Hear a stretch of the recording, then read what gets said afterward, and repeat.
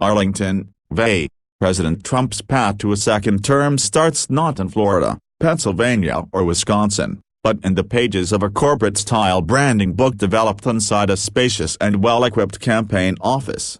The document, Branding Guidelines for the Trump Presidential Campaign, covers design minutiae such as font size, spacing and authorized colors, Trump red and Trump blue for logos, and Trump gold for special occasions. It specifies which images of Mr. Trump to use to convey compassion, which to show strength and, in the case of a photo of the president pointing into the camera, when to let donors know they need to boost contributions. 4 years ago, Mr. Trump launched the first presidential bid that flouted presidential electioneering norms. His re-election campaign is looking a lot more conventional. It revolves around corporate tactics such as branding and merchandising, a direct marketing push that relies on collecting supporters' cell phone numbers and a data mining operation involving a yet-to-be-released smartphone app.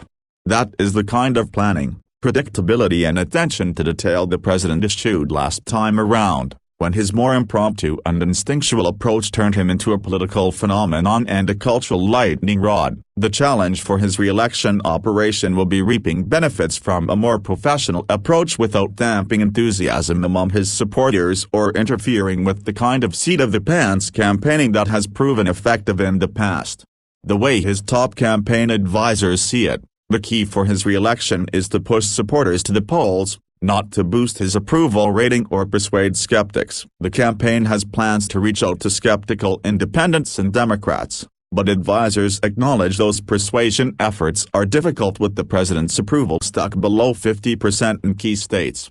Mr. Trump continues to attack Joe Biden, the current frontrunner for the Democratic nomination, to the chagrin of several advisors, who have preferred not to give any publicity to potential rivals. Some close to the campaign have suggested options to keep Mr. Trump away from Twitter when Democratic debates start, to avoid any running commentary. The campaign aims to build a political infrastructure that can operate regardless of what Mr. Trump says on stage or on social media. Mr. Trump's Twitter feed is spoken of as his own brand, separate from the campaign. Democrats are taking the president's campaign very seriously, said Adrienne Watson, a spokeswoman for the Democratic National Committee. Congratulations to the president for having a functioning campaign this time, she said, adding that Democrats plan to question his record on helping working-class Americans and lowering drug prices.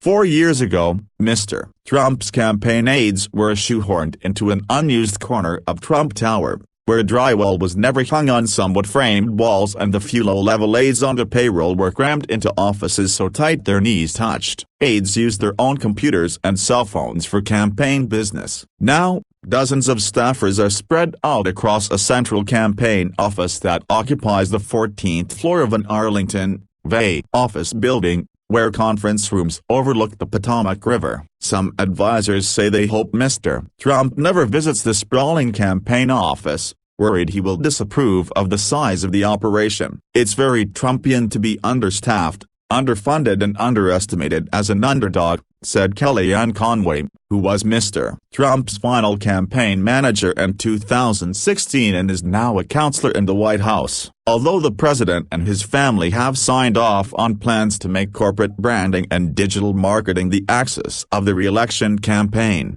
Mr. Trump's closest allies say he could change his mind in a moment's notice. The president sees his penchant for going off message as a way to keep supporters excited and his rivals off balance. The campaign's relationship with the Republican National Committee, so far, appears seamless, a far cry from the mutual distrust and skepticism that characterized the partnership in 2016. There is a bundling program for donors, which largely didn't exist during the first campaign. At a recent meeting in Michigan with Trump donors, Mr. Parscale said he was so close to RNC chairwoman Ronna McDaniel that she was like a sister. The campaign will have help from 9 regional political directors and, so far, 13 state directors that have been hired by the RNC. Plans for the campaign's Latino coalition, the men and women who will tailor the president's message for Hispanic voters, was described by one campaign official as bigger than our presidential campaign staff in 2015. 4 years ago,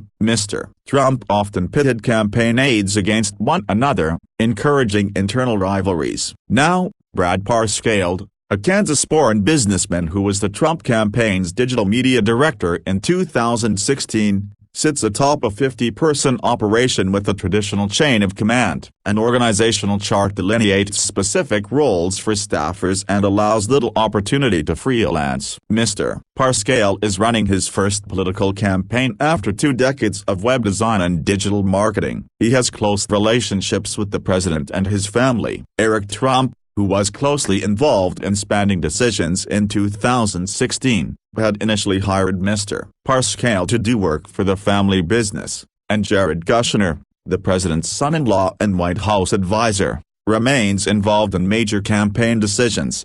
Mr. Trump has been focusing lately on which surrogates will speak on his behalf during the campaign rollout, and whether or not Facebook and Twitter are suppressing conservative news and viewpoints, according to advisors outside the campaign.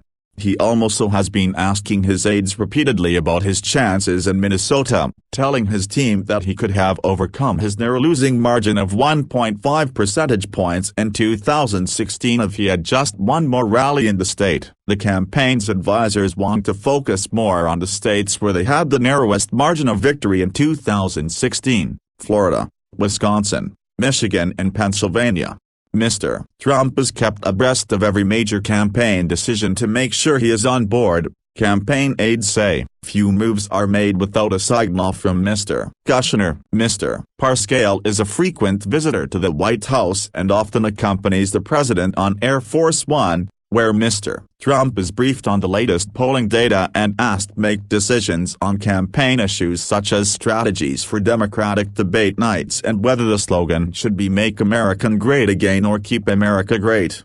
The answer: the campaign will use both. Although Mr. Parscale thus far has encountered little serious resistance to his authority, the re-election campaign hasn't been drama-free. David Bossie, a deputy campaign manager in 2016, drew the ire of the president last month after a report that a political fundraising group he has used his connections to the White House to raise money.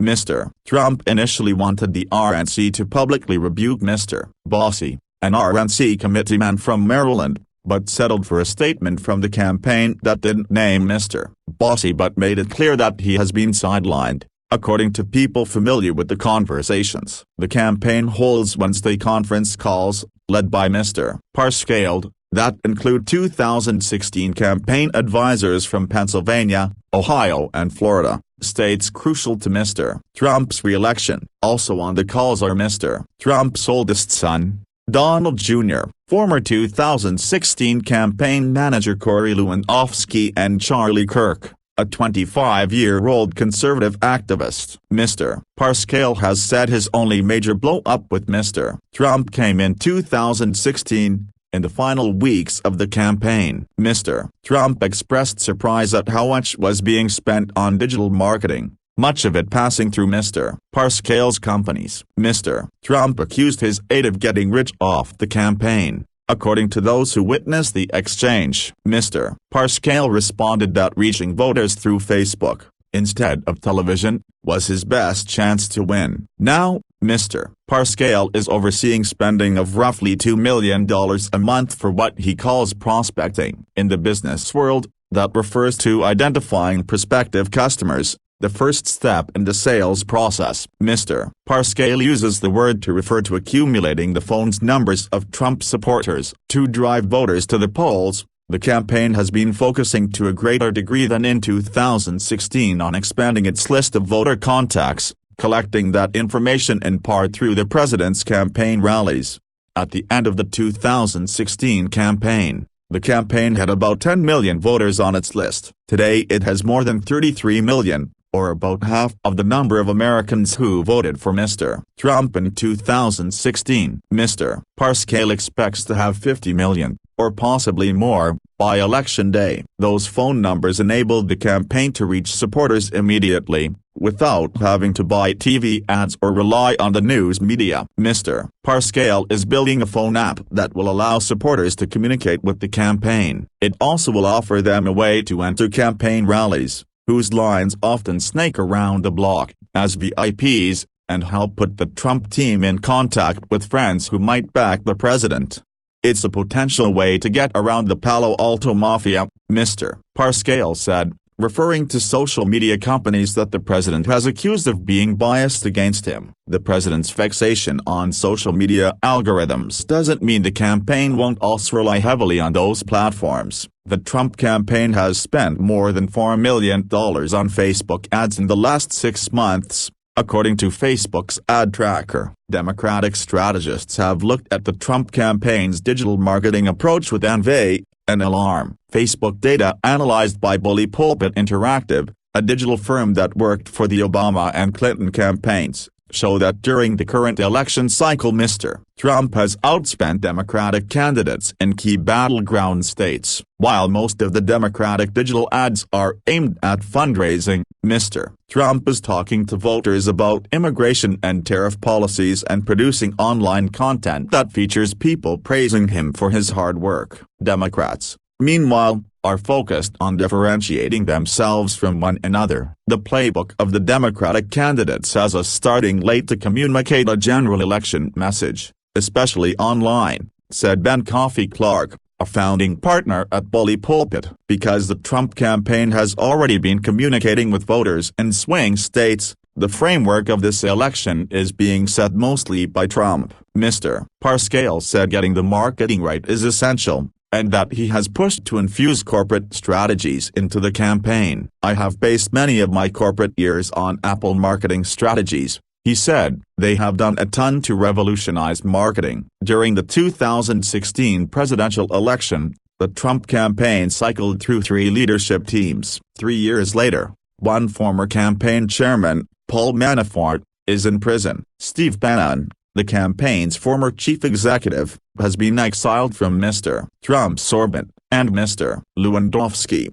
the first campaign manager, is a political consultant in Washington. Mr. Parscale, who was named campaign manager in February 2018, has already lasted longer than any of them.